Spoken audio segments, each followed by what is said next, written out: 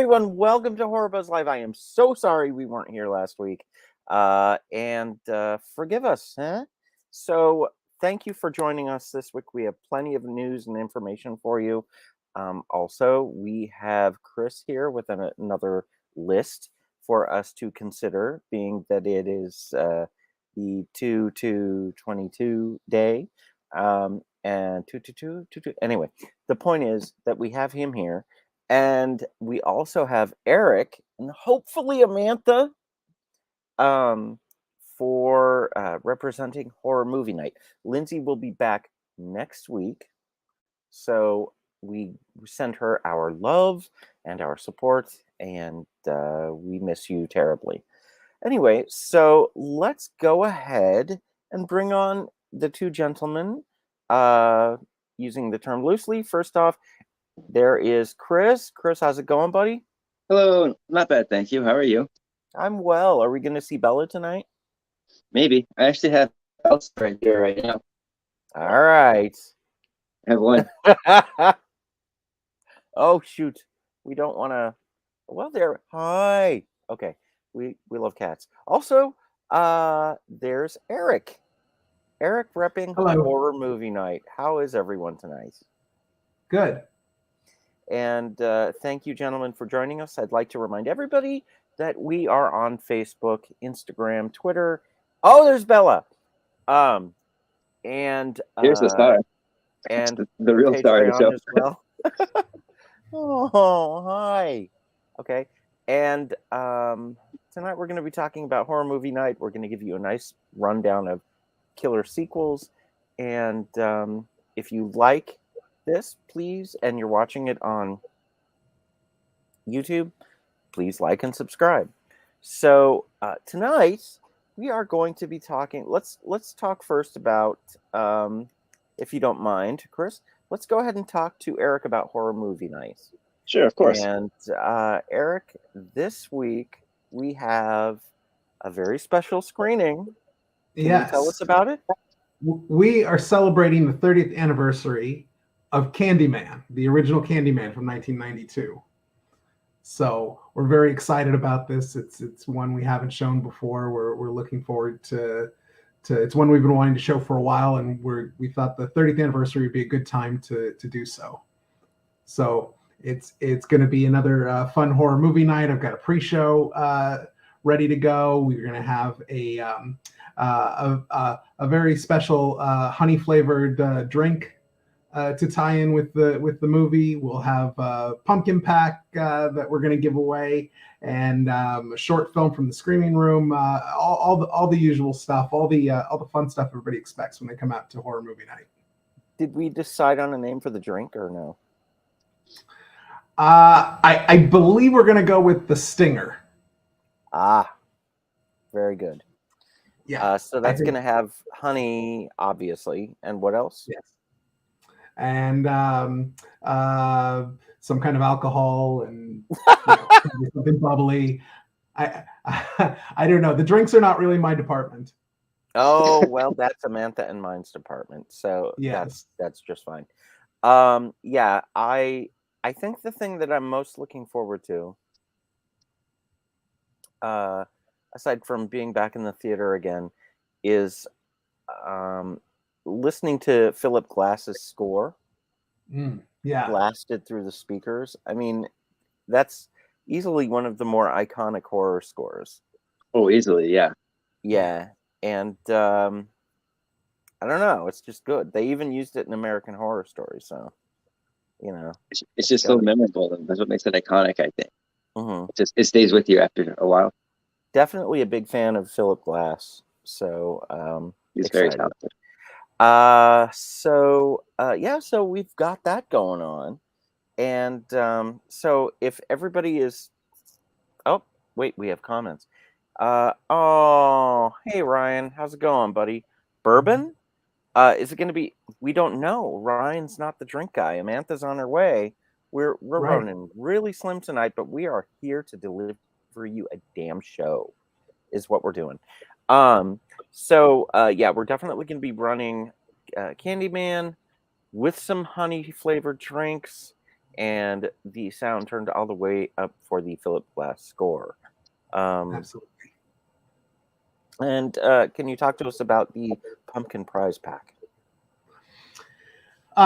We've gathered some good stuff to go in there. I will tell you there may be some candy in this one, as that seems appropriate. Maybe even a certain type of honey candy. We picked up another of, but this is one of those pumpkin packs where there's a fair amount that's themed to the evening. Sometimes they're a little more random what they have in there, and sometimes it's like this one will be that has a pretty good tie-in for the film. So, and you could say it has a good hook. Oh, I like that. Oh, I know. I'm sorry. Yeah. I don't know where to go for words. Well, okay. So how do people win this pumpkin prize pack? Because here, okay, just so you know, so everyone involved is aware here, the Frida, we do a very special night of watching a horror movie, and we zhuzh it up a bit. We have a pre-show, and we'll get to that in a minute. We have a pre-show, we have a contest, we give away a prize pack, and it's about hanging out with your fellow horror fans to watch something amazing. But in order to win this week's prize pack, do we know what we're going to have to do? We are still working out the details of that. We've got a couple of different things that we're looking at. We just haven't finalized which way we're going to go yet with it. But I have a feeling it's going to be somewhat candy related in the way that we give it away. That's about all I can say right now. If you come dressed as an Oompa Loompa, you'll be able to. Yeah. If you come dressed as an Oompa Loompa, we will give you the pumpkin. We'll just hand you something. Just hand it over. That's what automatic works, so. Oh my gosh. Okay, cool. So well, yeah. So another one of the things is what time is the show? So the show is starting at 7:30. So the pre-show will actually start at 7:15, and I apologize because I know I made an error on the pre-show preview we're going to watch. The end card of that says 6:45, but it shouldn't. It should say 7:15 as to when the pre-show is. Oh well, we'll cut it short and just scream 7:15. But if you show up at 6:45, that's fine. You can hang out with us. We'll be there. There's never a problem with showing up early. You won't be able to go into the theater yet, but you can hang out in the lobby. You can. You know what? We're a hoot, is what I'm saying. Drinks. Yeah. Do a taste. You have to pay for the taste, but do a taste of the drink, and then if you like it, go enjoy the film with said honey flavored drink. And let's see here. Well, again, like I said, one of the better things about horror movie night is the pre-show. The pre-show. And that is 1/2 hour of complete insanity that makes Robot Chicken look linear. Okay. It is it's crazy. And it is nothing but complete absurdist humor, and I love it. And Eric himself cuts 1/2 hour of crazy. And tonight we have a minute long. Yeah, about that. Just a little taste of the sweetness that will await you on an amuse-bouche, if night. you will. Yes.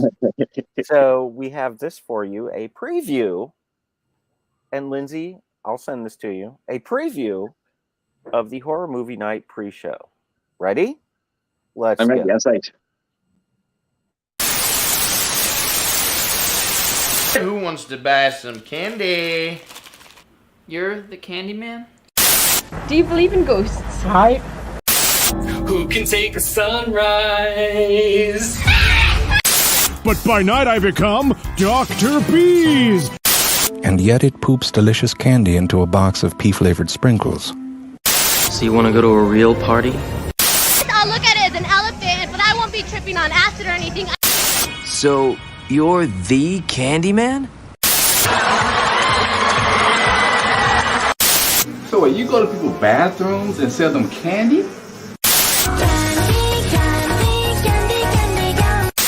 Get it, candy.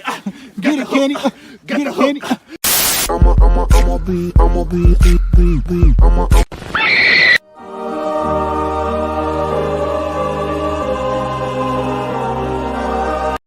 Correct the time. It's not 6:45. It's 7:15. That's 6:45. 7:15. It's 7:15. Doors are open at 7:15. Or quarter after 7. Wait, no. Doors open at 6:45. Shows at 7:15. Yeah. Doors Did at I mess it 7:15. up? Yeah, Okay. we're messing it up. Okay. Everybody, just show up for the pre. Show up.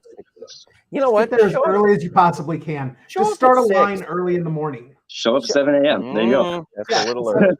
There's plenty of things to go over there and eat and drink, and it's fabulous. Just get your ticket, and there we go. Don't start drinking at 7 a.m.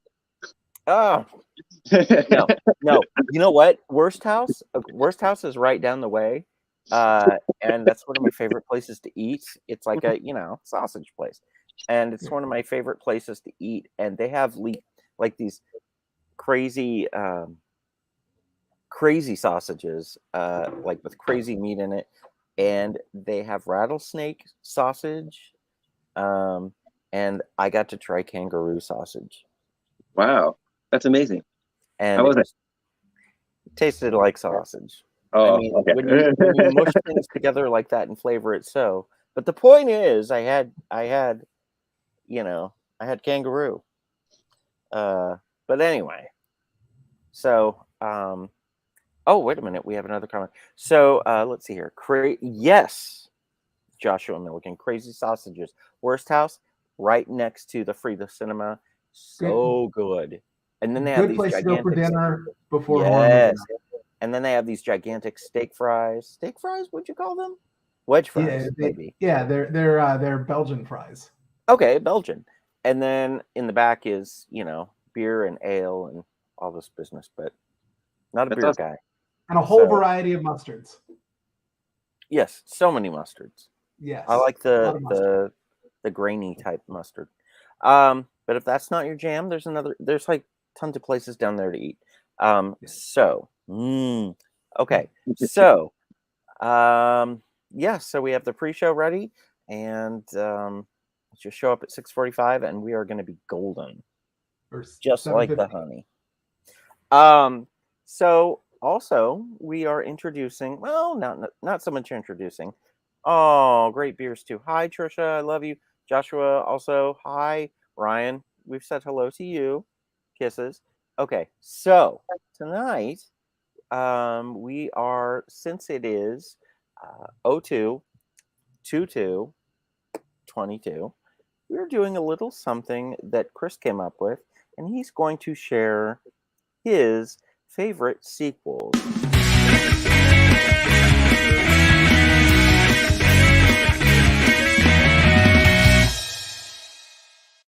The list. Chris, I love that. We await your. So okay, we're going to share basically whenever Chris shows up, we're going to share a list of his 5 favorite whatevers. Okay, this week we're talking about sequels, the second thing in a franchise. Chris, yeah, 2. Yep. So go for it. All right, so I'm going to do the top 5. So I'll start from there. Number 5, I have Halloween 2 from 1982, the original one, not the Rob Zombie one. And we're not going to talk about Halloween Kills. So this one is directed by. Sorry. This one's directed by Rick Rosenthal and written by John Carpenter and Deborah Hill. And it basically takes place right after the first one. After the incidents, Laura gets taken to the hospital, and basically Michael Myers follows her there. And this one, it has some of the most brutal kills in the franchise, in my opinion. Some of the highlights are when he kills Nurse Karen in the hot tub when he bobs her up and down, and her face gets all melted in the hot water. And then there's Nurse Jill with the scalpel, and she like lifts her up in the hallway. And then there's Nurse Janet with the needle in the temple. Ooh, talk about gruesome, eh? For number 4, I have Friday the 13th Part 2. And this one's memorable because it's the first movie in the Friday the 13th series that had Jason in it, even though he has that infamous bag that not many people like, but I'm a fan of. I thought it was pretty cool. I liked it. It had that creepy vibe, and it made sense too because he was just kind of living in the woods, just kind of being a survivor, just kind of living off whatever he could find. So basically, it follows another group of camp counselors. This is 5 years after the first one. And basically, Jason goes through the camp counselors one by one. And this also has a lot of memorable scenes, like at the end when Ginny puts on the sweater from his mom and tries to convince Jason that she is his mom. And then it's got one of the best campfire scenes too within the whole thing because it really explains the legend of Jason. Even though it doesn't really make a whole lot of sense because he supposedly died, but I guess he survived and then lived through all this time. But anyways, great film. For number 3, I have Child's Play 2. That's directed by John Lafia and written by Don Mancini. And this is interesting because he's actually written all of the films so far, and he's even written the TV show. So if you haven't seen that one, it's pretty good. I do recommend that. I liked it. And that's saying a lot too, because I'm not really a fan of horror shows, with a few exceptions, of course.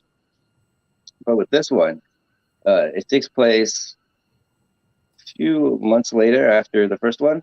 And basically, Chucky gets rebuilt, and they try to remarket the toy. And then Andy's in foster care, and he's trying to find him so we can put Andy's soul in the doll, just like in the first one. But this one's also got a lot of memorable kill scenes too. Like when Chucky puts the bag over the guy's head in the car and suffocates him in the beginning. And then there's the scene with the teacher when she gets stabbed with the air pump. And then she gets finished off with the yardstick. And then I call it the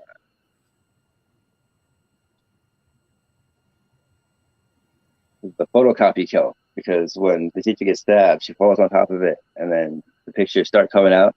I thought it was pretty funny.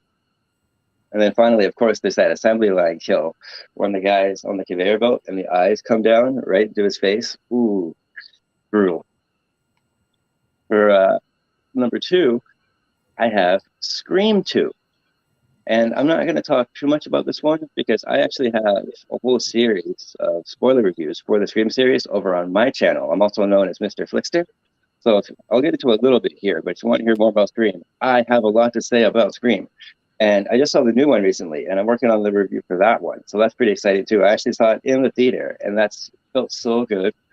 But anyways, back to Scream 2, because we're only focusing on part 2.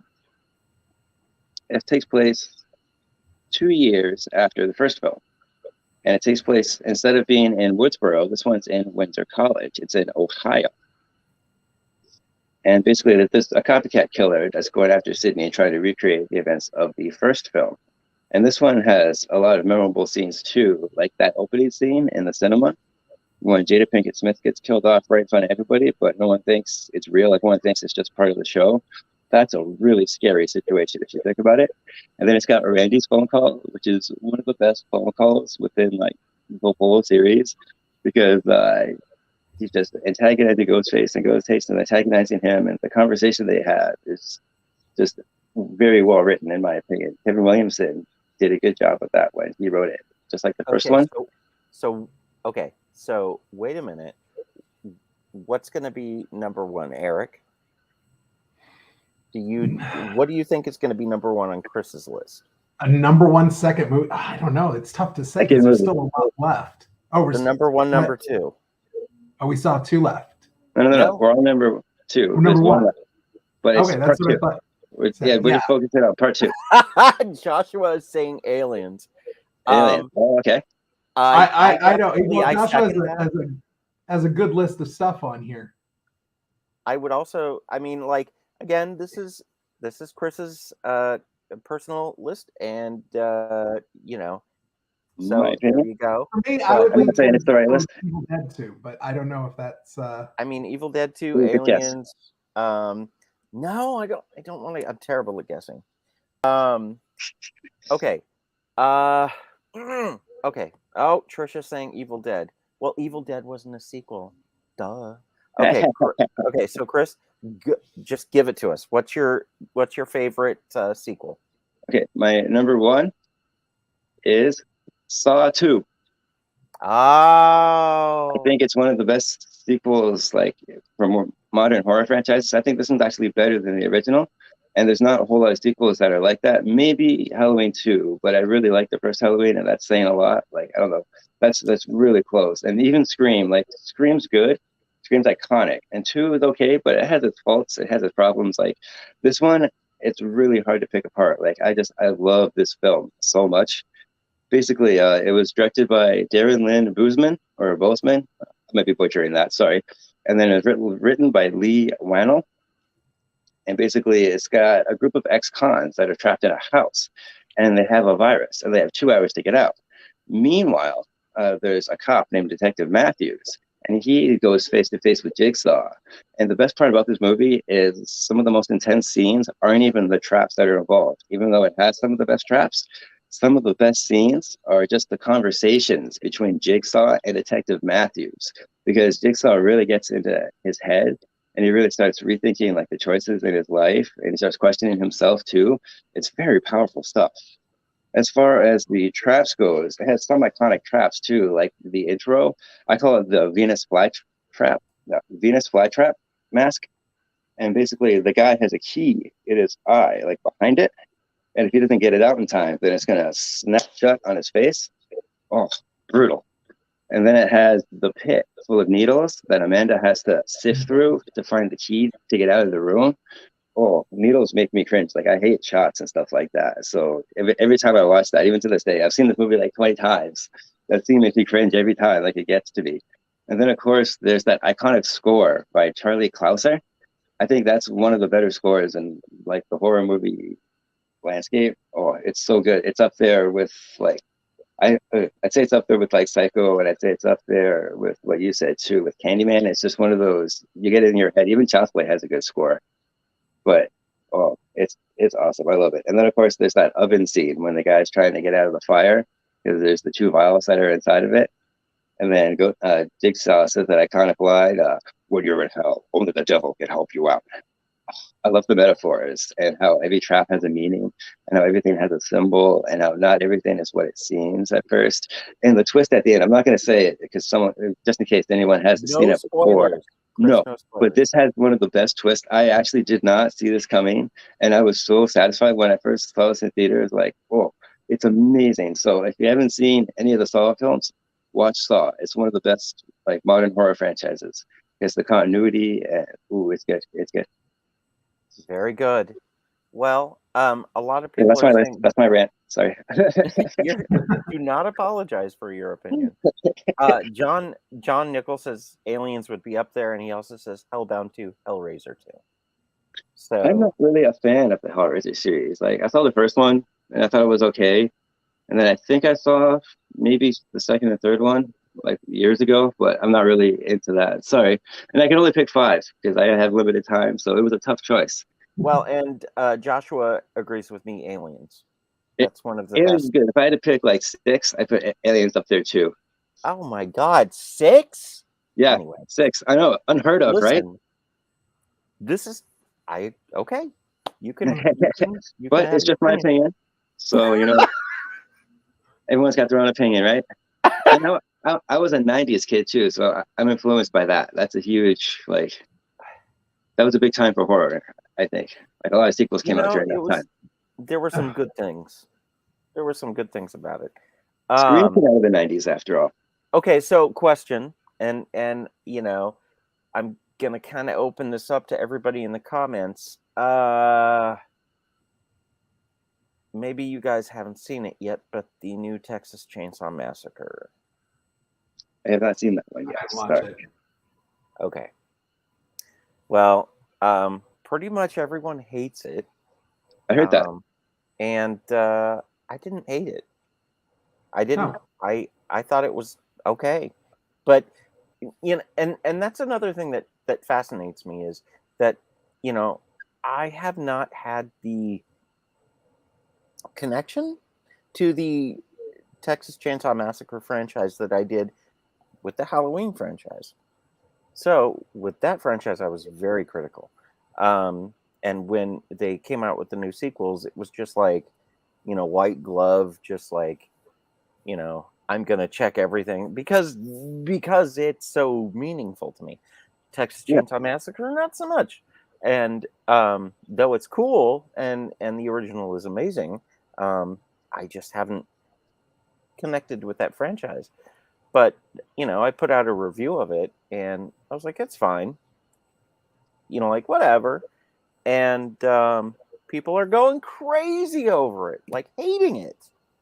Well, that's what gets me too. When people say that they hate a movie, it makes me want to see it more because it makes me think, how bad is it really? Like, what is so bad about it that people just dislike it so much? You know what I mean? Like, right. It makes you want to watch it. And that's fair, but in the comments, I'd love to know who liked the new Texas Chainsaw Massacre and who didn't, and why. I do plan on watching it though, because I do like that one, even though it doesn't have the best history. Like, it is a pretty good franchise. Sure. I mean, like you cannot beat the original. Oh, that no, was no. That was iconic filmmaking. That's amazing. And just brutal fun. And even the very sequel to little that blood. one's pretty fun too. It's like tonally, it's totally different, but it's still a pretty good, fun movie. Yeah. Part two. So that's the thing. Let me know what you guys think because I didn't hate it. I mean, but I'm not connected to that franchise, so.